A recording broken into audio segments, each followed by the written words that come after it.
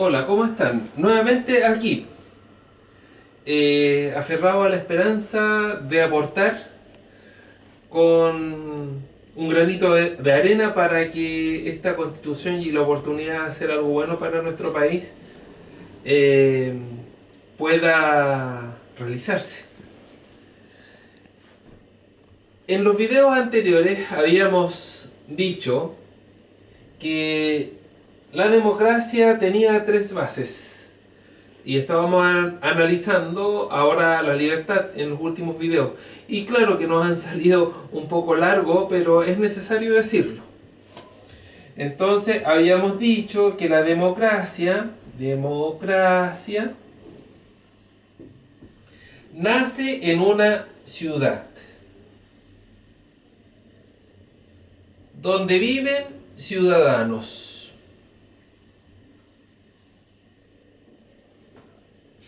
que ejercen ciudadanía.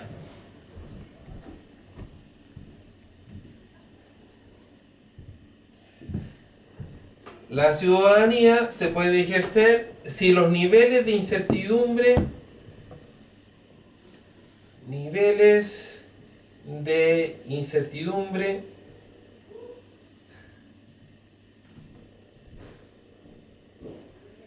son bajos,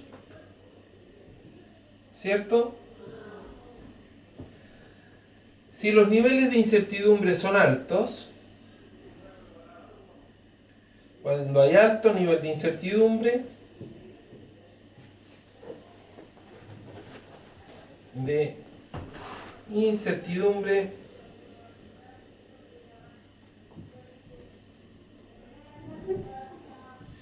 eh, existe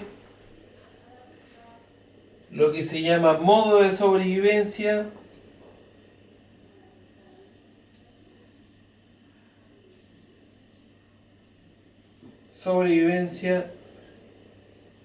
y modo de sobrevivencia o instintivo.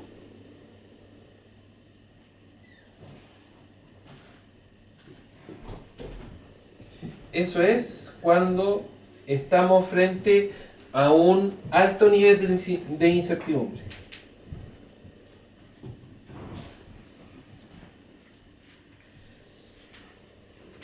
Cuando estamos en este modo instintivo, en general somos presos de emociones.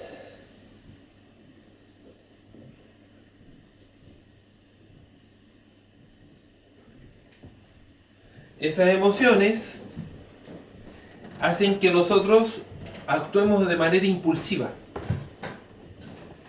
Cuando nos sentimos amenazados como ciudadanos, no como pueblo, mejor dicho, esto mejor lo vamos a hacer una llave. Toda la vida me ha costado hacer esta llave. Pueblo, ¿ya? Este pueblo, vamos a decir que son ciudadanos en potencia.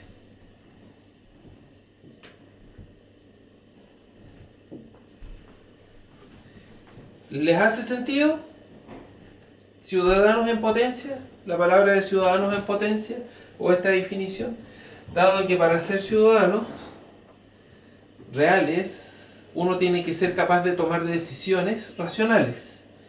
Pero si el pueblo está en modo de sobrevivencia instintivo, preso de las emociones, la posibilidad de tomar decisiones racionales es muy baja.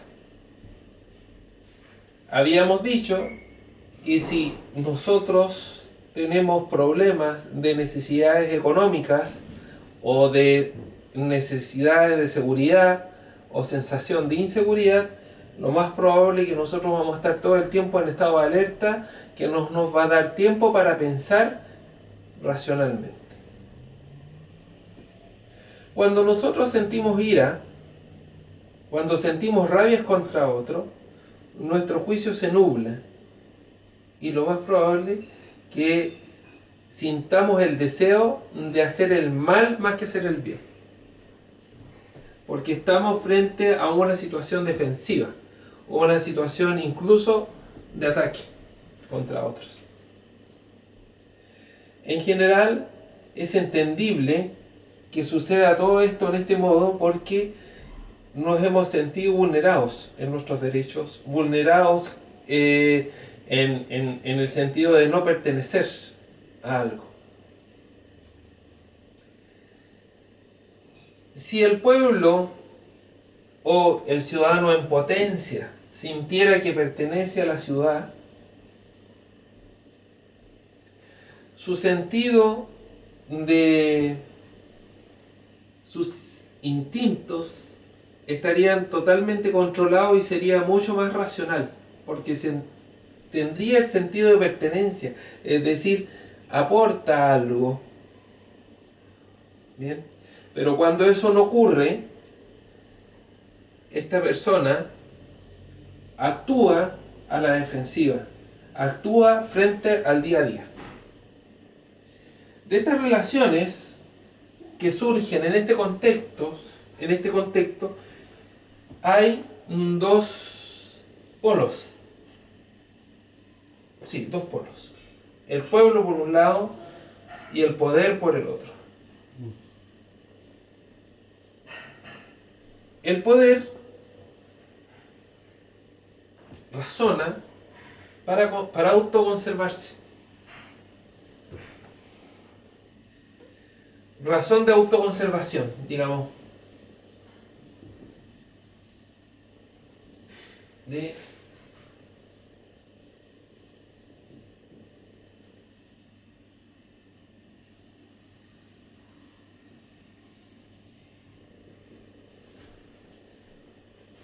Las leyes que se producen, en general, son legislaciones del tipo reactiva. Se reacciona frente a situaciones particulares. Por ejemplo, producto del desempleo, en un lugar determinado, en un sector de Santiago, por ejemplo, aumentó la delincuencia a niveles considerables. Por lo tanto, ¿qué es lo que hacemos? El legislador puede pensar, en vez de generar las condiciones para que haya más trabajo y para que la gente no caiga en el desempleo, o de ahí caer en la delincuencia, ¿qué es lo que hace? No sé, vamos a endurecer las penas, vamos a meter más gente a la cárcel, en vez de generar un sistema de prevención del delito. Y la prevención del delito no es sacar más carabineros a la calle o exponer a la fuerza pública a la calle porque generas una violencia innecesaria, cuando lo que hay que hacer es generar condiciones para que las personas vivan una vida más digna, y esas condiciones están relacionadas con dar la tranquilidad de un trabajo, ¿no? Fíjense que no solamente aquí en Chile ha pasado esto. En los años 90, si no me equivoco, en Barcelona se crearon unas urbanizaciones que iban a acoger a una cantidad determinada de personas que estaban en riesgo social. Hicieron las urbanizaciones, hicieron los edificios, pero curiosamente llegaron las familias, pero más de la mitad de esas familias no tenía trabajo.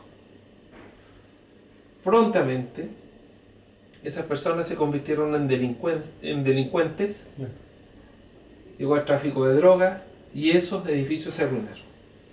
Lo mismo pasó en las velas de Nápoles, lo mismo.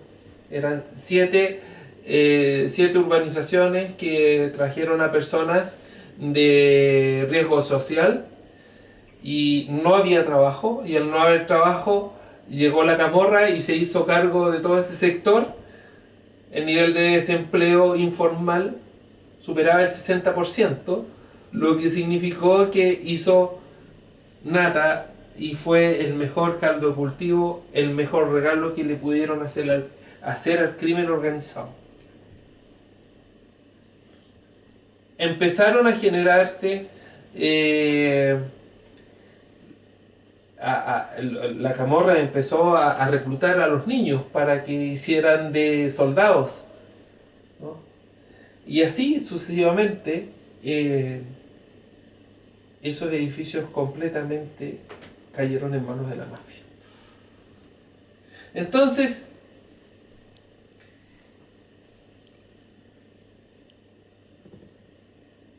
cuando se inauguraron esos edificios, los políticos lo hicieron con bombos y platillos, naturalmente. Pero las consecuencias fueron nefastas, porque fueron elementos inconexos. Se hace, cuando nosotros hablábamos ayer, en el video anterior del político de Chistera, que se hace algo por la popularidad. Claro, te puede salvar para una elección, pero la catástrofe que vas a producir después es significativa. Entonces, yo observo lo siguiente acá. Que ni el pueblo ni el poder tiene una razón virtuosa. El pueblo, viviendo en incertidumbre, está lleno de necesidades, y con sus necesidades, con este modo de sobrevivencia instintiva, no piensa con claridad. Al no pensar con claridad, todas las cosas que puedan surgir, todas las peticiones que pida, no van a ser justas. No van a estar pensadas en la justicia, no van a generar unas condiciones de equidad. Aunque todas las reclamaciones que esas personas hagan nazcan de situaciones de injusticia. Pero como no está mirado desde un contexto general, claro, probablemente la solución de esa persona en particular o de ese grupo de personas en particular va a generar grandes injusticias en otros sectores. Por lo tanto, el Estado y la ciudad se tienen que mirar como un sistema. No se puede mirar como los problemas de la ciudad no se pueden mirar como variables separadas, claro, ¿no? En tanto el poder, lo único que le interesa es un día más y cómo ganamos las elecciones en las próximas. ¿Bien? Uh-huh. Sí, lo más fuerte posible. Lo más fuerte posible. Sí. Que, en relación al poder, ¿no? Porque claro, yo creo que como lo dijiste tú, hay como esas dos dimensiones claras del poder, que una es el poder como con su brazo represivo, sí, lo ejecuta el Estado fundamentalmente. El otro podríamos decir que el poder con su brazo despótico, claro, que los ejemplos que pusiste de la marginalidad, sí, como una política de Estado que viene desde... que te genera un clientelismo. Claro, exactamente. Y mantiene los estatus. Claro. Y yo diría que hay otra dimensión del poder que es una dimensión que es por la seducción. Porque finalmente el poder también se ha alimentado, sobre todo en Chile, con el modelo chileno, en base a esa falsa ilusión de, por comprarnos cosas, claro, el materialismo, creernos poderosos. Exactamente. Entonces, a eso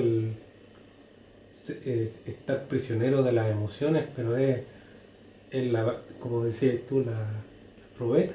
Sí. O sea, es el hambre con la necesidad. Justamente. Y por eso están desintegrados nuestra Chile, sociedad, sí, que el mall integra, entre comillas, porque aglutina a miles un domingo, por ejemplo. Claro.